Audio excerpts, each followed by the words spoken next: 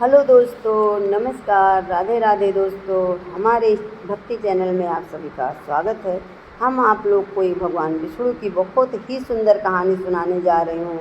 एक भक्त सेठ और सेठानी की कहानी है। आप लोग को कैसा लगेगा कमेंट में ज़रूर बताइएगा और लाइक करिएगा, कमेंट करिएगा, ज़्यादा से ज़्यादा शेयर करिएगा। चलिए सुनाते हैं। एक समय की बात है, किसी नगर में एक सेठ और सेठानी रहते थे।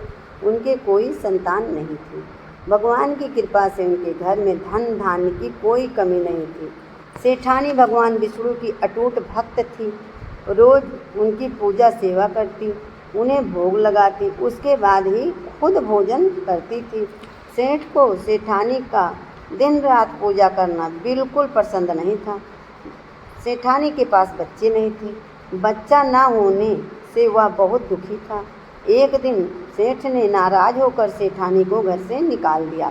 सेठानी ने बहुत विनती की, पर सेठ कहाँ मानने वाला था। अब सेठानी सोचने लगी कि कहाँ जाऊं, और वो जंगल की ओर चल पड़ी। जंगल में सेठानी ने देखा कि वहाँ 4 आदमी मिट्टी खोदने का काम कर रहे हैं। सेठानी उनसे बोली, मैं घर से भटक गई हूँ, रहने का कोई ठिकाना मेरे पास नहीं है, मुझे भी कुछ काम दे दो। उन्हें सेठानी पर दया आ गई। उन्होंने उन्हें काम दे दिया। अब सेठानी दिन रात भगवान का नाम जपती और मिट्टी खोदती रहती। कभी कभी भगवान इंसान की भी परीक्षा लेते हैं। ये समय सेठानी की परीक्षा का था। मिट्टी खोदने से सेठानी के हाथों में बड़े बड़े छाले पड़ गए। तेज गर्मी से काम करने से सर में भी दर्द होने लगा। उसकी ऐसी हालत देखकर वे चारों आदमी बोले, बहन, लगता है तुम किसी अच्छे घर की महिला हो, तुम्हें काम करने की आदत नहीं है, तुम ये काम रहने दो और हमारे घर का काम किया करो। और वो चारों उसे अपने घर ले गए और उन्हें खाना बनाना नहीं आता था। वो चारों को खाना बनाना नहीं आता था। वो चारों कच्चा चावल ही खा लेते थे। दूसरे दिन सेठानी ने उन चारों से 8 मुट्ठी अनाज लाने के लिए कहा। अब वो चारों सोचने लगे कि कहीं ये बहन ज़्यादा तो नहीं खाती है। सेठानी को ला के वो चारों लोग ने 8 मुट्ठी अनाज दिया। सेठानी ने अच्छा सा भोजन बनाया और उन्हें भगवान विष्णु का भोग लगाया। फिर उन लोग को खाने को दिया। वो लोग ऐसा स्वादिष्ट भोजन पहली बार मिला था उन लोगों को। वह बोले, बहन, कितना स्वादिष्ट भोजन है। वह बोली, भगवान का भोग है तो स्वादिष्ट तो होगा ही। चारों लोग सगी बहन की तरह उसका ख्याल रखते। अब सेठ के घर में सेठानी के जाने के बाद खराब समय आ गया। आसपास के लोग ताने देकर कहने लगे, ये तो सेठानी का भाग्य का खाता था। सेठ को पछतावा हुआ।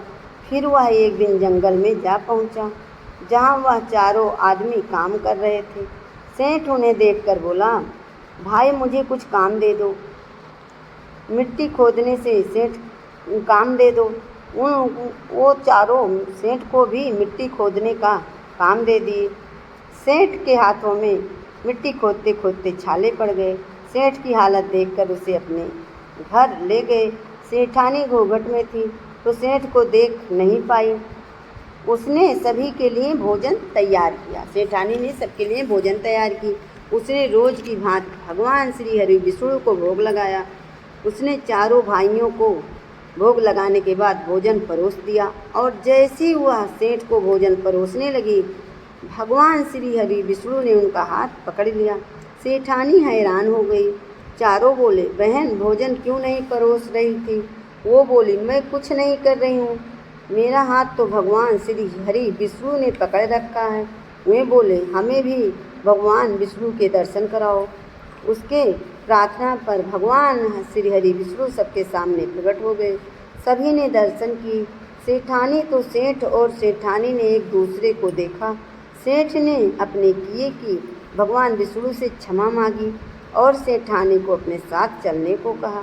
भाइयों ने अपनी बहन को धन देकर विदा किया।